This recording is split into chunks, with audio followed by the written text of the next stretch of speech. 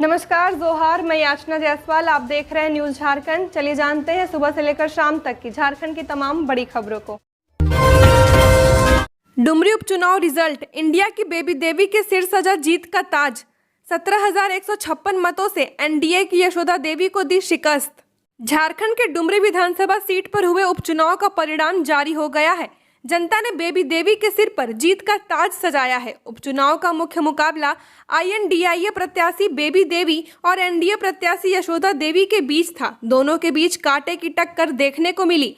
Baby देवी ने यशोदा देवी को 17,156 वोटों से हराया। जीत के बाद बेबी देवी ने कहा वह दिवंगत जगन्नाथ महतो के अधूरे कामों को पूरा करेंगी। डुमरी उपचुनाव में 6 प्रत्याशियों ने अपना किस्मत आजमाया। इनमें इंडिया समर्थित झामुमो प्रत्याशी सह मंत्री बेबी देवी, एनडीए समर्थित आजसू पार्टी प्रत्याशी यशोदा देवी, एआईएमआईएम के अब्दुल मोबिन रिजवी, निर्दलीय प्रत्याशी कमल प्रसाद साहू, नारायण गिरी व रोशन लाल तूरी शामिल हैं। इन सभी में मुख्य मुकाबला बेबी देवी और यशोदा देवी के बीच देखने को मिला।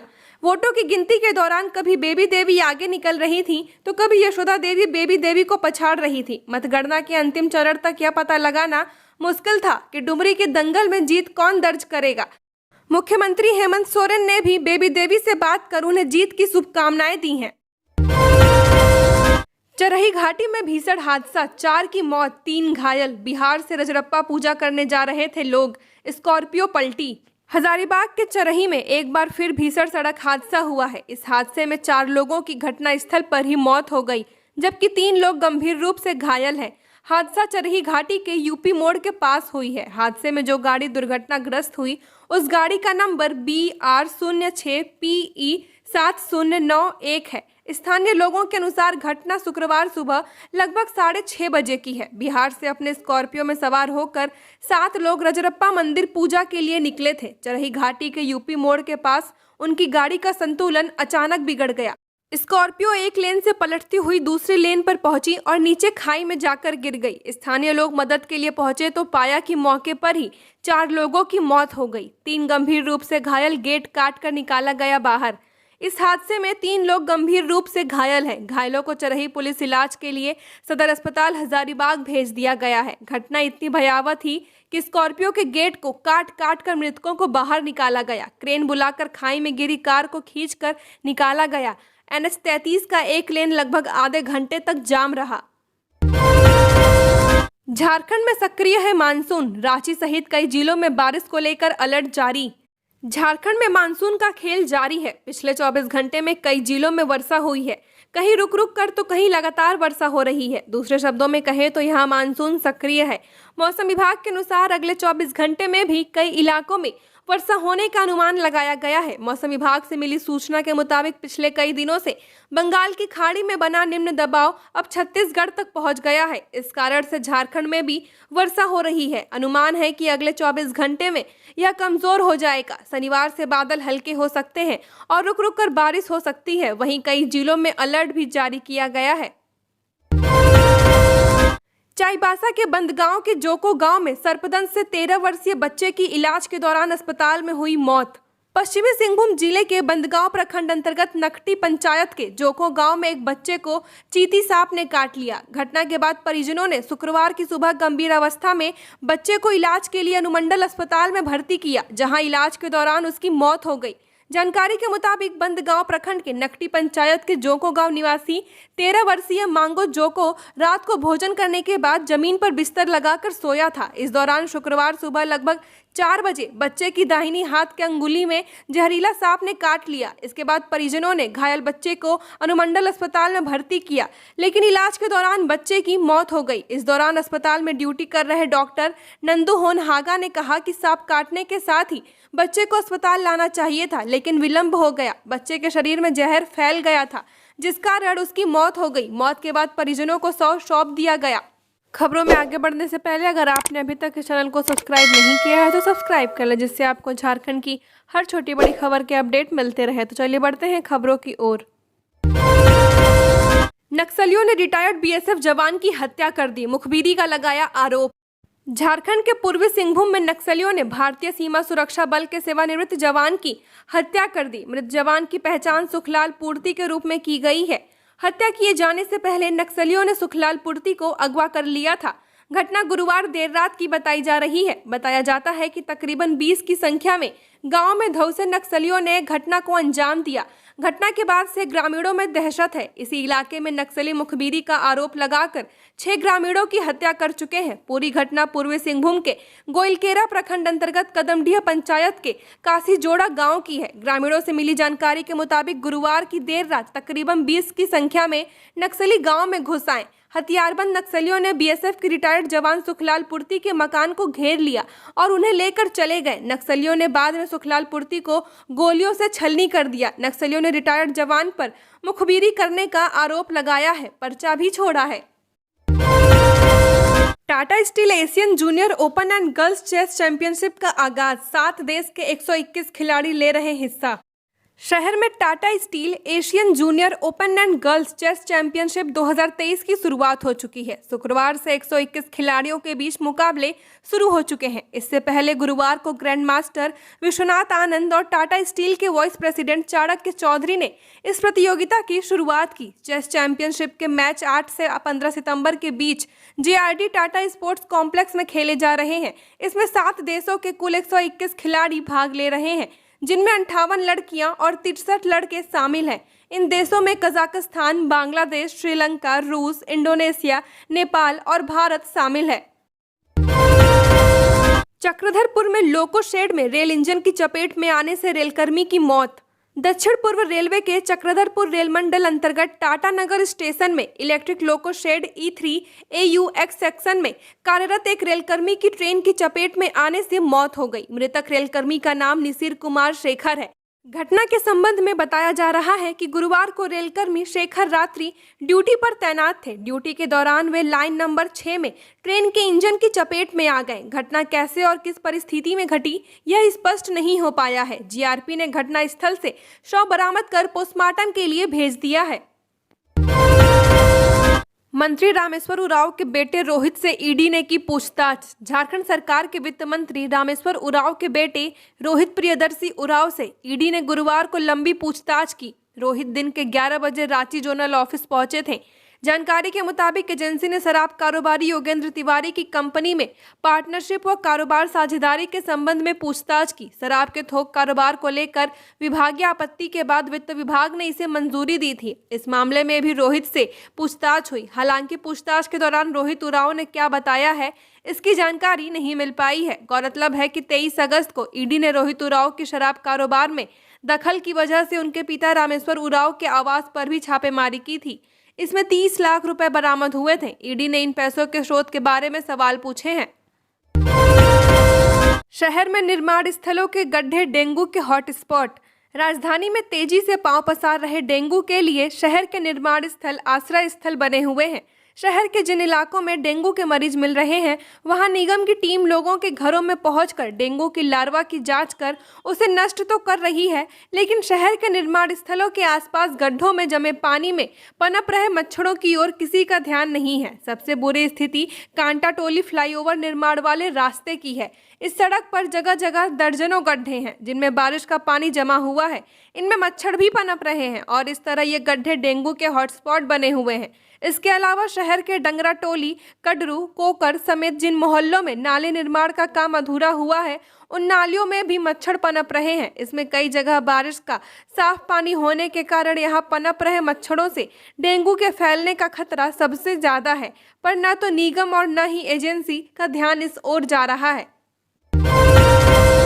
एक केंद्र पर 1500 मतदाता डालेंगे वोट। आगामी लोकसभा और विधानसभा चुनावों में एक मतदान केंद्र पर अधिकतम 1500 मतदाता वोट डाल सकेंगे। जिस मतदान केंद्र पर मतदाताओं की संख्या 1500 से अधिक होगी, वहां के कुछ मतदाताओं को दूसरे केंद्र में मतदान की सुविधा दी जाएगी। 1500 से अधिक मतदाताओं वाले मतदान केंद्र पर सहायक मतदान केंद्र बनाने की मंजूरी जिला निर्वाचन पदाधिकारी सह उपायुक्त ने दे दी है। उपायुक्त ने सभी संबंधित पदाधिकारियों को मतदान केंद्र का भौतिक निरीक्षण करने का निर्देश दिया है। जिन मतदान केंद्रों को बदलने की जरूरत है, उसकी सूची भी उपायुक्तों ने मांगी है। मतदान केंद्रों पर बिजली, पानी, फर्नीचर, दिव्यांगों के लिए रैंप और शौचालय का होना जरूरी है। जर्जर मतदान केंद्रों की पहचान कर उसे बदलने का निर्देश भी उपायुक्त ने दिया है। मतदाता सूची पुनरीक्षीकरण के काम में तेजी लाने का निर्देश भी उपायुक्त ने दिया है। सभी संबंधित अधिकारियों को मतदाता पहचान पत्र के खराब फोटो और ब्लैक एवं व्हाइट फोटो को बदलकर रंगीन फोटो लगाने का निर्देश दिया गया है। राज्य में 58% गरीबों को नहीं मिलता आयुष्मान योजना का लाभ। झारखंड में 58% योग्य लाभुकों को आयुष्मान कार्ड नहीं मिल पाया है। इनमें अधिकतर योग्य युवा लाभुक हैं जो आयुष्मान योजना के लाभ से वंचित हैं। 18 वर्ष तक की आयु वर्ग के 80% योग्य लाभुकों के पास आयुष्मान कार्ड नहीं है। 19 से 45 आयु वर्ग के 52% योग्य लाभुकों के पास आयुष्मान कार्ड है, जबकि 40 से 60 वर्ष आयु वर्ग के 60% योग्य लाभुकों के पास कार्ड है, लेकिन 60 वर्ष आयु वर्ग के 52% योग्य लाभुकों के पास ही आयुष्मान कार्ड उपलब्ध है। आंकड़ों का यह नमूना झारखंड के हजारीबाग जिले के उन दर्जन भर गांवों का है जहां आयुष्मान योजना के कार्ड की उपलब्धता का घर घर सर्वेक्षण किया गया है। कमोबेश यही स्थिति राज्य के अन्य जिलों के अन्य गांवों की है। आयुष्मान योजना के क्रियान्वयन का यह सघन सर्वेक्षण बिहार झारखंड की पुरानी गैर सरकारी संस्था नवभारत जागृति ने कराया है। सुभाष मुंडा हत्याकांड के आरोपी को जमानत नहीं। माकपा नेता सुभाष मुंडा हत्याकांड में जेल में बंद आरोपी अभिजीत कुमार पाड़ी 31 वर्षीय को अदालत ने राहत देने से इनकार किया है।